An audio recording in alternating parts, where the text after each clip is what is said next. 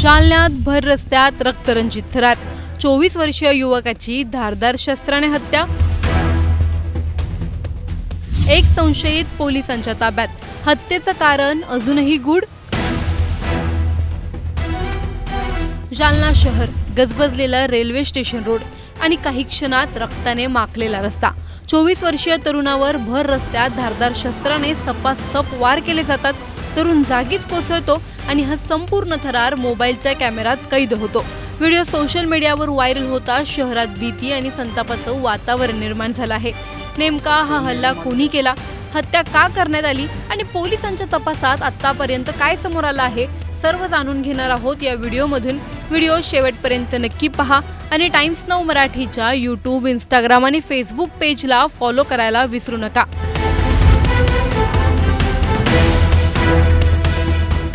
जालना शहरातील railway station रोडवरील multipurpose शाळेसमोर मंगळवारी रात्री घडलेल्या एका धक्कादायक घटनेने संपूर्ण शहर हादरलं आहे. भर रस्त्यात एका 24 वर्षीय युवकावर अज्ञात हल्लेखोराने धारदार शस्त्राने सपासप वार करत त्याची निर्घृण हत्या केली. या घटनेमुळे परिसरात एकच खळबळ उडाली असून नागरिकांमध्ये भीतीचं वातावरण निर्माण झालं आहे. मृत युवकाची ओळख मयूर मेंढरे, वय वर्ष 24, राहणार बरवार गल्ली, खडकपुरा, जालना अशी आहे. या हत्येतील सर्वात धक्कादायक बाब म्हणजे हल्ल्याचा कथित व्हिडिओ मोबाईलमध्ये कैद झाला आहे. या व्हिडिओमध्ये तरुणावर भर रस्त्यात धारदार शस्त्राने वार होत असल्याचं दिसत असल्याचा दावा केला जातोय. हा व्हिडिओ सोशल मीडियावर मोठ्या प्रमाणात व्हायरल झाल्यानंतर शहरभर या हत्येची चर्चा सुरू झाली. मात्र व्हायरल व्हिडिओची सत्यता आणि त्यातील सर्व तपशील अधिकृतपणे पोलिसांकडून अद्याप पुष्टी करण्यात आलेली नाहीये. घटनेची माहिती मिळताच कदीम जालना पोलिसांनी तातडीने घटनास्थळी धाव घेतली. पोलिसांनी परिसराचा पंचनामा करत घटनास्थळ सील केलं आणि तपासाला सुरुवात केली. दरम्यान घटनेची माहिती वाऱ्यासारखी पसरताच रेल्वे स्टेशन रोडवरील मल्टीपर्पज शाळेसमोर नागरिकांनी मोठी गर्दी केली. परिस्थिती नियंत्रणात ठेवण्यासाठी आणि कोणताही अनुचित प्रकार घडू नये म्हणून घटनास्थळी मोठा पोलीस बंदोबस्त तैनात करण्यात आला. या प्रकरणाची गंभीर दखल घेत उपविभागीय पोलीस अधिकारी अनंत कुलकर्णी यांच्यासह वरिष्ठ पोलीस अधिकारी घटनास्थळी दाखल झाले. त्यांनी घटनास्थळाची पाहणी करून तपासाची माहिती घेतली. याचवेळी फॉरेन्सिक लॅबचं पथकही घटनास्थळी पोहोचलं आणि घटनास्थळाची बारकाईने पाहणी करत महत्त्वाचे पुरावे गोळा करण्याचं काम सुरू केलं. दरम्यान या प्रकरणात कदीम जालना पोलिसांनी एका संशयिताला ताब्यात घेतलं असून त्याची सखोल चौकशी सुरू आहे. मात्र मयूर मेंढरे यांची हत्या नेमकी कोणत्या कारणातून करण्यात आली याबाबत अद्याप कोणतीही अधिकृत माहिती समोर आलेली नाही. हत्येपूर्वी काही वाद झाला होता का, जुने वैमनस्य होते का, की यामागे दुसरं कोणतं कारण आहे, या सर्व शक्यतांचा पोलीस तपास करत आहेत. पोलिसांनी मृतदेह ताब्यात घेऊन शवविच्छेदनासाठी जालना येथील शासकीय सामान्य रुग्णालयात पाठवला आहे.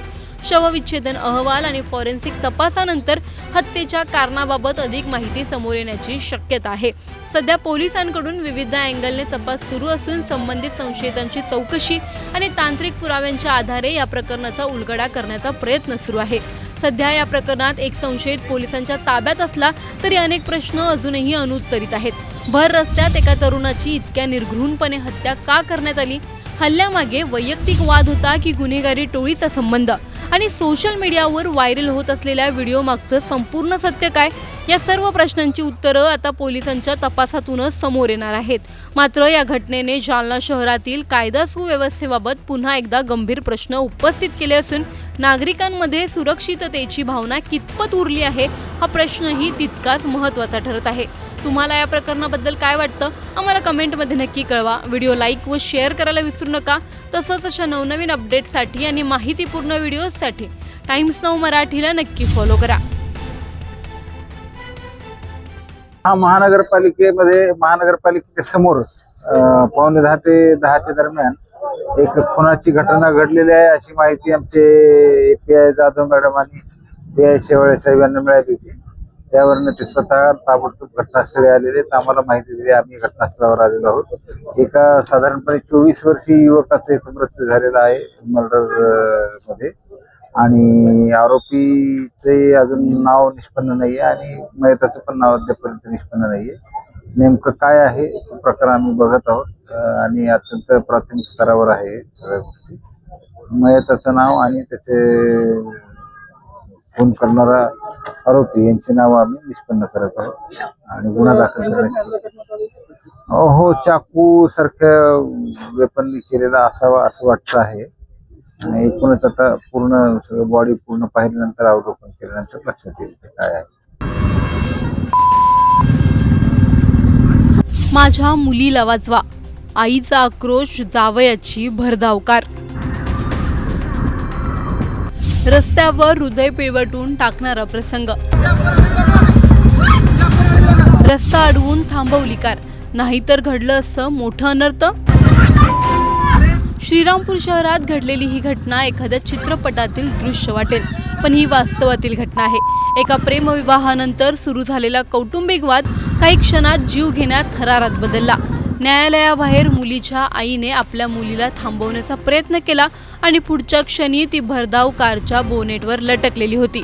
एकीकडे आईचा आक्रोश, दुसरीकडे जावयाची वेगाने धावणारी कार आणि रस्त्यावर उभ्या प्रत्येकाच्या मनात एकच भीती, आता पुढे काय होणार. हा फक्त कौटुंबिक वाद नव्हता, तर काही सेकंद उशिरा झाला असता तर अनेकांचे जीव धोक्यात आले असते. नेमकं काय घडलं जाणून घेणार आहोत या व्हिडिओमधून. व्हिडिओ शेवटपर्यंत नक्की पहा आणि टाइम्स नाऊ मराठीच्या यूट्यूब, इंस्टाग्राम आणि फेसबुक पेजला फॉलो करायला विसरू नका. अहमदनगर जिल्ह्यातील श्रीरामपूर शहरात प्रेमविवाहानंतर घडलेली एक धक्कादायक घटना संपूर्ण राज्यात चर्चेचा विषय ठरत आहे. एका तरुणाने 3 महिन्यांपूर्वी श्रीरामपूर येथील एका तरुणीशी आंतरजातीय प्रेमविवाह केला होता. दोघेही सज्ञान असल्याने त्यांनी कायदेशीर पद्धतीने आळंदी येथे विवाह केला. मात्र या विवाहाला मुलीच्या कुटुंबाचा सुरुवातीपासूनच विरोध असल्याचं सांगितलं जात आहे. या विवाहाशी संबंधित न्यायालयीन प्रक्रिया पूर्ण करण्यासाठी हे नवदाम्पत्य श्रीरामपूर न्यायालयात आलं होतं. न्यायालयातील कामकाज आटोपल्यानंतर दोघे कारने निघण्याच्या तयारीत असतानाच मुलीची आई, भाऊ आणि इतर काही नातेवाईक न्यायालयाबाहेर पोहोचले. काही क्षणातच दोन्ही बाजूंमध्ये वाद सुरू झाला. वातावरण तणावपूर्ण बनलं. याच दरम्यान परिस्थिती हाताबाहेर जात असल्याचं पाहून तरुणाने कार सुरू करून तेथून निघण्याचा प्रयत्न केला. मात्र मुलीच्या आईने आपल्या मुलीला थांबवण्यासाठी आणि कार पुढे जाऊ नये म्हणून थेट चालू कारच्या बोनेटवर उडी घेतली. एका आईने स्वतःच्या जीवाची पर्वा न करता घेतलेलं हे पाऊल पाहून परिसरातील लोकही हादरले. परंतु सर्वात धक्कादायक बाब म्हणजे महिला बोनेटवर असतानाही कार थांबली नाही. कार सय्यदबाबा चौकाच्या दिशेने भरधाव वेगाने धावत राहिली. बोनेटवर जीव मुठीत धरून लटकलेल्या त्या महिलेचा आक्रोश रस्त्यावर घुमत होता. माझ्या मुलीला वाचवा, माझ्या मुलीला घेऊन जात आहेत, अशी तिची आर्त हाक अनेकांनी ऐकली. दरम्यान मुलीचा भाऊ दुचाकीवरून कारचा पाठलाग करत होता. काही अंतरावर सय्यदबाबा चौकात त्याने कार गाठली आणि कार थांबवण्यासाठी समोरील काचेवर मोठा दगड फेकला. त्यामुळे कारची विंडस्क्रीन फुटली.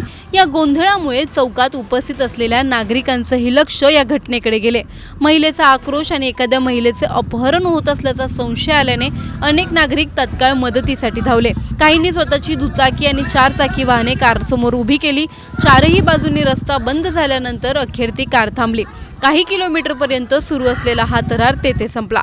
स्थानिक नागरिकांनी दाखवलेल्या प्रसंगावधानामुळे मोठी दुर्घटना टळल्याची भावना व्यक्त केली जात आहे. यानंतर सर्व संबंधितांना श्रीरामपूर शहर पोलीस ठाण्यात नेण्यात आलं. पोलीस ठाण्यात दोन्ही बाजूंचे म्हणणे ऐकून घेण्यात आले. यावेळी तरुणाने आपल्या सासू विरोधात कोणतीही तक्रार नसल्याचं सांगितलं. दुसरीकडे मुलीची आई मुलीला सोबत घेऊन जाण्याच्या भूमिकेवर ठाम होती. पुढे स्थानिक राजकीय आणि सामाजिक मंडळींनी मध्यस्थी केली. त्यांनी मुलीच्या आईची समजूत काढली. मुलगा आणि मुलगी दोघेही सज्ञान असून त्यांचा विवाह कायदेशीर असल्याचं सांगितलं. कायद्याने विवाह वैध असल्यामुळे तो स्वीकारणे हाच योग्य पर्याय असल्याचं समजवण्यात आलं. त्यानंतर वातावरण काहीसं शांत झालं. या प्रकरणात पोलिसांनी परिस्थिती नियंत्रणात आणली असली तरी अशा संवेदनशील कौटुंबिक वादामुळे वेळेवर समुपदेशन, संरक्षण आणि प्रतिबंधात्मक उपाययोजना किती महत्त्वाच्या आहेत हा प्रश्न पुन्हा एकदा समोर आला आहे. एका आईला स्वतःचा जीव धोक्यात घालण्याची वेळ का आली?